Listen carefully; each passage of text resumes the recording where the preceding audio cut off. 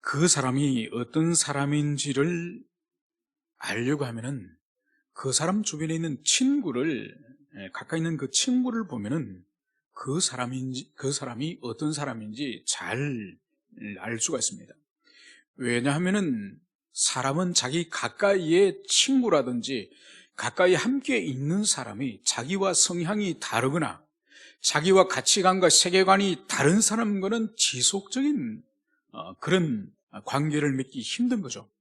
그래서 자기 주변에 자기와 성향이 비슷하거나 가치관과 세계관이 비슷한 그런 사람과 계속적인 관계를 누리면서 그렇게 사는 것이죠. 그래서 그 사람의 됨됨이, 그 사람의 성품, 그 사람의 사람이 어떤 사람인지는 그 주변에 어떤 사람이 가까이 지내고 어떤 사람을 친구로 두고 있느냐, 그것을 보면은 알 수가 있는 거죠. 그래서 유유상종이라는 말이 있지 않습니까? 그래서 인간은 끼리끼리 모이고 끼리끼리 사귀는 그런 것을 볼 수 있는 거죠. 그래서 우리 속담도 그래서 이 인간관계는 반드시 영향을 주고받기 때문에 좋은 친구, 좋은 이웃을 얼마나 소중히 여겼는지 우리 조상들도 이런 속담이 있지 않습니까? 집을 사는 데는 100냥을 주고 집을 산다고 한다면은 이웃을 사는 데는 1000냥을 주고도 사야 된다, 이런 말이 있지 않습니까? 그러니까 집을 사는 것은 뭐 아파트를 사든지 빌라를 사든지 집을 사는 것은 돈을 주고 살 수 있지만은 그 사람과 관계를 맺는 좋은 이웃, 좋은 친구, 좋은 관계, 그것은 집을 사는 것보다 훨씬 더 큰 대가와 가치를 가지고 있다, 이것을 알 수가 있는 것입니다. 여러분, 창세기 12장을 가면은 아브라함이 이제 중간 기착지인 화란을 떠나서 그의 아버지가 이제는 데라가 죽음으로 말미암아서 이제 드디어 중간 기착지인 하란을 떠나서 가나안 땅으로 들어오는 장면이 나옵니다. 그때 이제 아브라함이 그의 조카 바로 롯과 같이 가나안 땅을 들어오지 않습니까? 롯은 어떤 사람이에요? 바로 자기 형, 아브라함의 형인 하란이 죽으면서 남겨진 아들인 거죠. 그래서 이 데라는 할아버지가 되고 이 아브라함은 삼촌이 되는 거죠. 그래서 이 롯에게는 아버지가 없기 때문에 아브라함을 아버지처럼 그렇게 따랐고, 또 아브라함에게 있어서는 75세 가나안 땅에 들어올 때만 하더라도 자제가 없었기 때문에 이 조카 롯을 아들처럼 그렇게 여겼던 거죠. 그래서 그들이 창세기 12장에서 가나안 땅에 기근이 들었을 때에 이집트로 내려갈 때에 이 조카 롯을 함께 데리고 가지 않습니까? 그래서 이집트에서 큰 낭패를 당하고 다시 올라올 때에 이 롯을 같이 데리고 오는 거죠. 그러면서 아브라함과 롯이 이집트로 내려갔다가 올라오면서 많은 재물을 가지고 올라옵니다.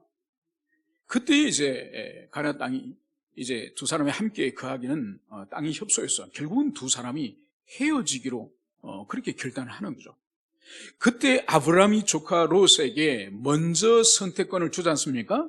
그래서 너가 동을 선택하면은 내가 서를 선택하고, 너가 서를 선택하면 내가 동을 선택하겠다. 그래서 어린 조카에게 어느 땅을 취할 것인지 너가 먼저 선택하라. 그래서 이 조카 롯이 눈을 들어서 이 땅을 둘러보니 자기들이 지금 하는 일이 양과 염소와 이 목축을 하는 이 목자들이니 가장 필요한 것이 바로 뭐죠? 물과 풀이죠. 물과 풀. 그래서 요단강 주변을 보니까 거기가 아주 기름지고 초지가 잘 형성되어서 마치 애굽과 같고 에덴과 같았더라, 이렇게 말씀을 하고 있는 거죠. 그러니까 그 땅이 얼마나 짐승을 키우기 좋았겠습니까? 그래서 이 조카 롯은 바로 하나님의 사람 삼촌 아브라함을 떠나서 그 초지를 선택하여서 드디어 요단강가로 가지 않습니까? 그런데 이 아브라함은 어디를 선택하는 거죠? 성경은 계속적으로 그가 마므레 상수리 수풀에 그가 머물렀다. 그래서 상수리 그 숲에 머물면서 거기서 하나님을 섬기는 제단을 쌓았다고 성경이 기록을 하고 있는 거죠. 그래서 이 두 사람의 이 선택은 이후에 완전한 영원한 인생의 길이 나누어지는 것을 볼 수 있습니다. 그래서 아브라함은 그 기름진 땅 양과 염소를 키우기 좋은 땅을 선택하기보다는 오히려 그 세속의 소돔이라든지 고모라성이라든지 세속 도시로부터 분리되는 떨어지는 그 숲속으로 선택하고, 그랬다고 한다면 이 조카 롯은 짐승을 치기 좋고 재산을 불리기 좋은 잘 먹고 잘 살 수 있는 그 요단강을 선택한 거죠. 그래서 결국은 이 두 사람이 출발은 화란에서, 출발은 메소포타미아에서 함께 출발했지만은 결정적으로 완전히 나누어지는, 인생의 길이 나누어지는 결정적인 시점이 바로 이 선택의 기로에서 나누어지는 거죠. 그래서 결국은 이 두 사람이 어떤 일이 벌어지죠? 바로 14장에 가면은 이 롯이 이제 삼촌 아브라함을 떠나서 마침내 이 요단강 주변의 성읍에 들어갔다가 마지막에 들어가는 곳이 소돔성입니다. 소돔성. 이 소돔성에 대해서는 하나님께서 어떻게 기록을 하고 있는가? 소돔성은 하나님 앞에 큰 죄인이더라. 그러니까 그 당시에 문명을 가지고 있고 많은 앞선 그런 문화를 가지고 있었지만은 하나님 눈에 볼 때는 이 소돔성은 죄인들이 모여있는, 악한 죄인들이 모여있는 그런 도성이죠. 그러면서 이 14장에서 완전히 아브람과 이 롯의 인생의 길이 첫 번째 한번 결단이 납니다. 그것이 뭔가 하니까 이 소돔에 들어가 있던 이 롯이 이 소돔성이 주변에 있는 이 도시국가와 전쟁을 치지 않습니까? 그때에 이 롯이 전쟁포로로 끌려가고 가족들과 모든 사람들이 인질로 끌려갈 뿐만 아니라 재산도 다 약탈되고 빼앗기게 되는 거죠. 그래서 자신이 그토록 요단 강변을 좋아하고 짐승을 불리고 늘리는 것을 좋아하고, 그래서 마침내 소돔성으로 들어갔지만은 하루아침에 전쟁포로가 되고 하루아침에 모든 모았던 재산이 다 빼앗기는 이런 일을 당하는 거죠. 여러분, 바로 이 위기 때 어떻게 그가 구원을 얻게 됩니까?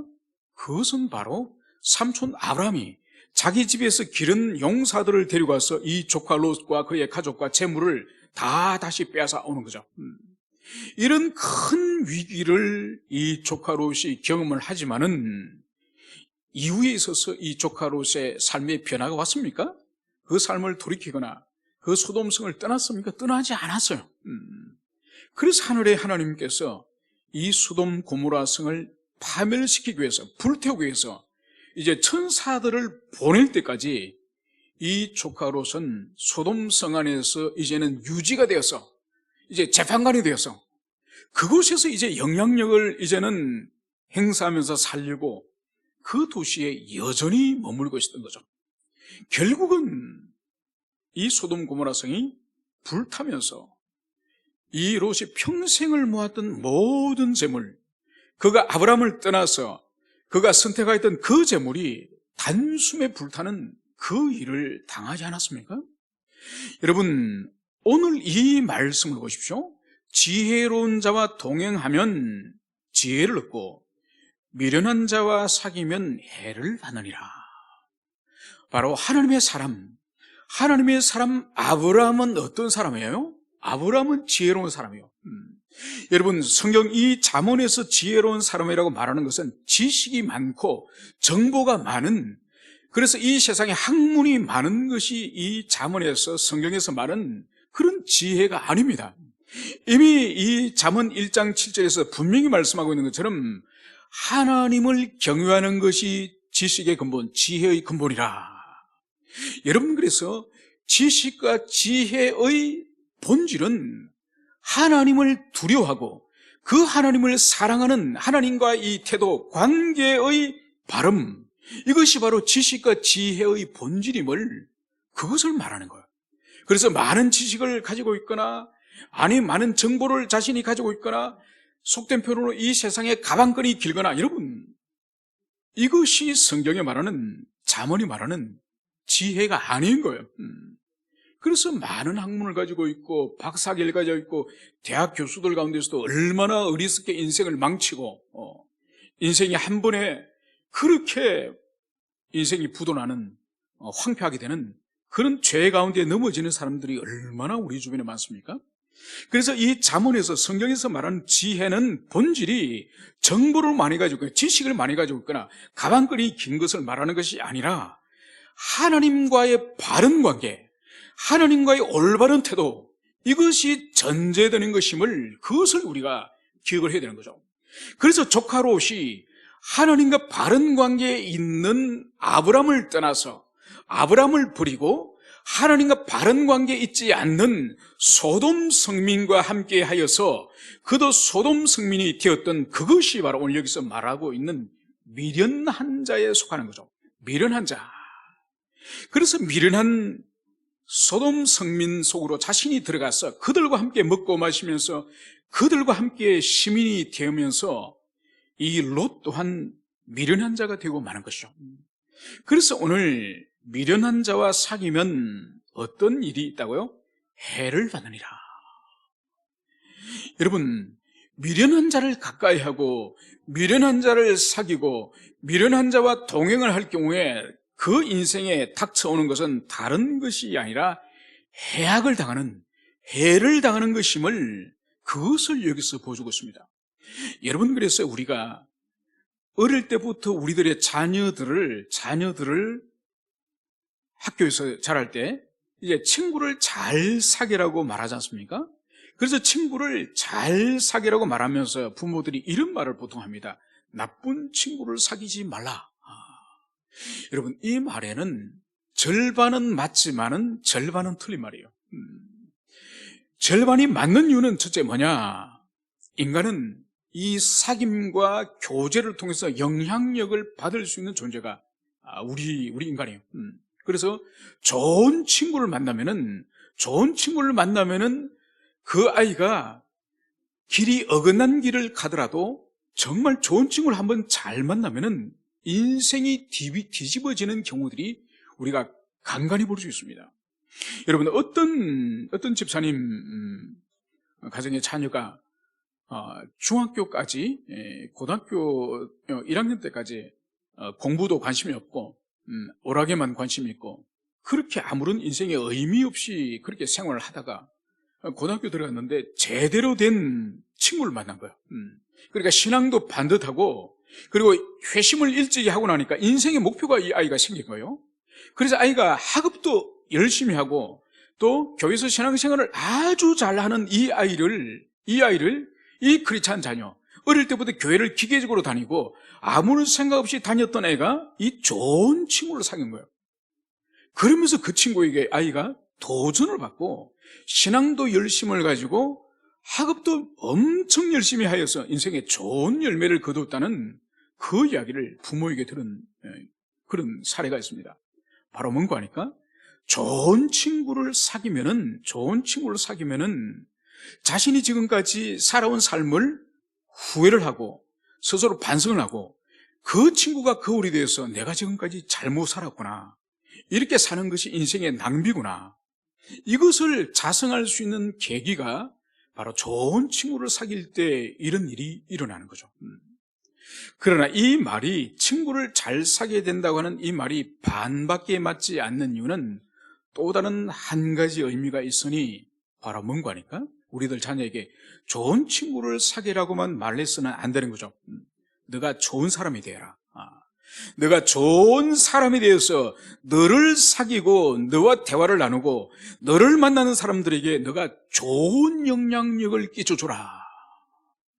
그래서 그 아이가 방황을 하거나 그 아이가 인생의 어떤 죄 가운데 있거나 그 아이가 인생의 어떤 혼돈 가운데 있을 때에 너를 보고 너와 대화를 하면서 너로 인하여서 인생의 바른 폿대를 정할 수 있도록 너가 착하고 훌륭하고 너가 바른 사람이 되어라, 이것을 아울러 가르쳐야 되는 거죠.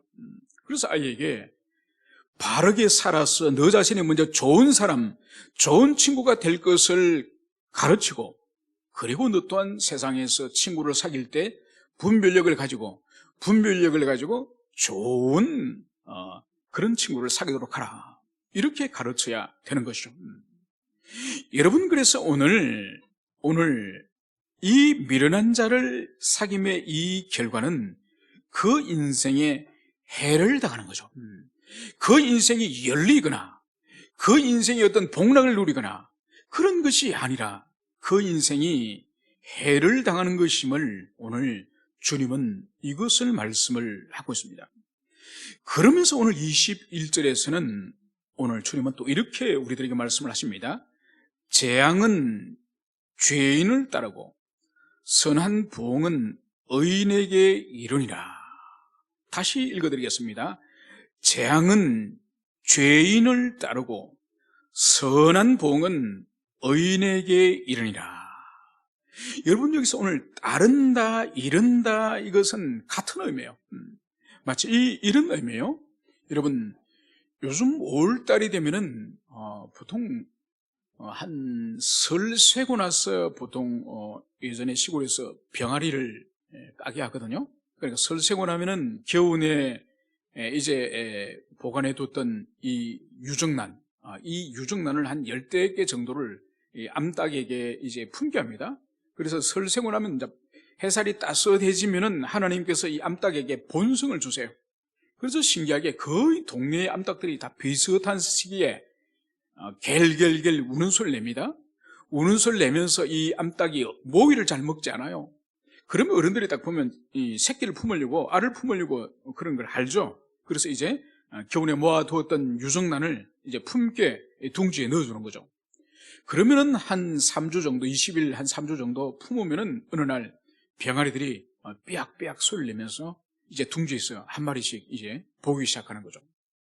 여러분, 그래서 한 3월달 정도가 되면은 이제 병아리가 드디어 이제 마당을 돌아다니는데, 이 병아리는 이 처음에 보면은 어머니가 움직이면은 혼자 이렇게 막 병아리가 마당을 뛰어다니는 것이 아니라 어머니 품 밑에서 어머니 발자국과 함께 이 병아리가 움직여요. 그러니까 병아리가 이 목만 밖으로 내면서 어머니의 이 날개 털 밑에 이 병아리들이 다 그 속에 들어있습니다. 그래서 어머니가 왼쪽으로 가면 병아리도 왼쪽으로 가고, 오른쪽으로 가면 오른쪽으로 가고, 완전히 졸졸졸 따라다니는 거예요.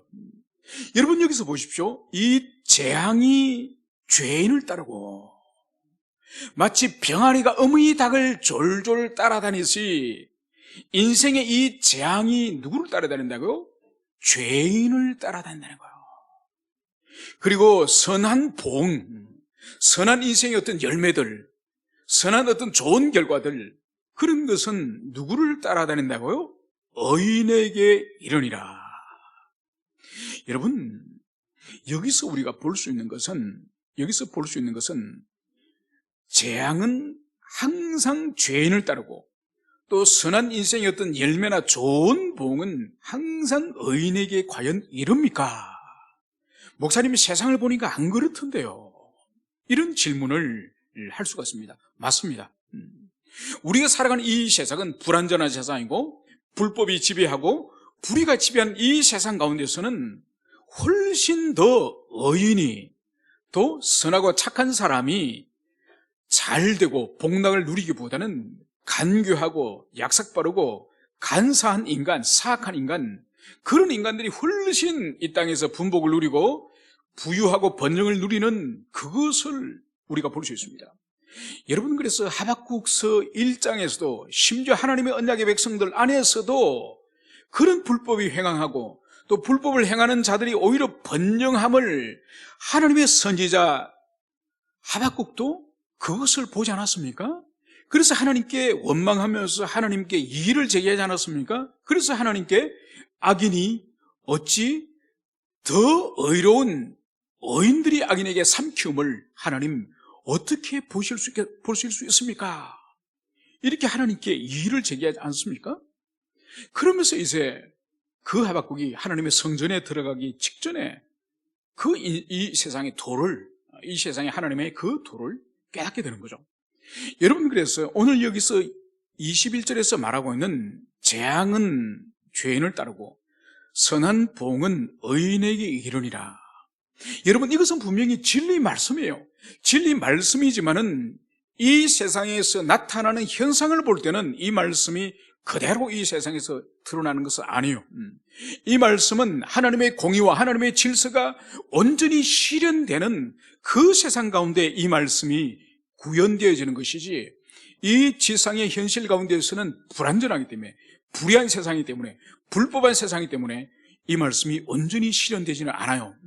그러나 이 말씀은 언제 온전히 실현될까요? 그것은 바로 이 지상에서는 불완전하게 실현되지만은 그러나 내세에 있어서는 하나님 나라에 있어서는 완전한 공의가 실현됨을 그것을 보여주셨습니다. 여러분 그래서 보십시오. 초대교회 때 하나님께 순종하고 복음을 선택하고 그 십자가 길을 선택했던 사람들이 얼마나 박해를 당하고 순교를 당하고 이 땅에서 그들이 피 흘리면서 죽임을 당했습니까? 그죠? 그러나 우리가 계시록을 통해서 알고 있는 것처럼 천상에서 그렇게 피 흘리면서 이 지상에서 환난을 당했던 그 하나님의 백성들이 마침내 어떻게 됐습니까?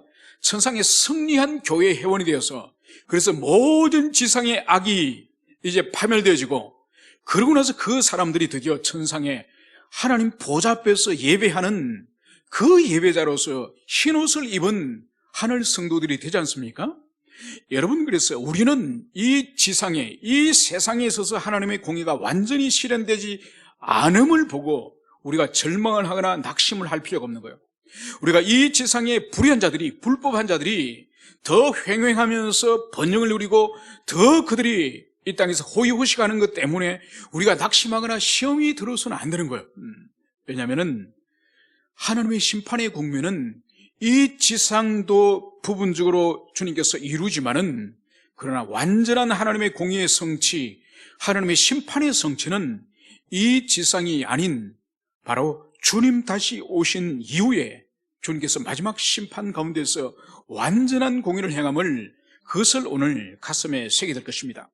그럼에도 불구하고 오늘 재앙은 죄인을 따르고 선한 보응은 의인에게 이르리라. 이 말씀이 진리인 것을 우리가 가슴 깊이 새기고 이 지상에서 온전히 이루어지지 않더라도 바로 내세에 바로 주님의 재림과 함께 이 일이 이 심판의 사역이 온전히 이루어질 것임을 우리 가슴에 새기시는 여러분들 되시기를 축원합니다.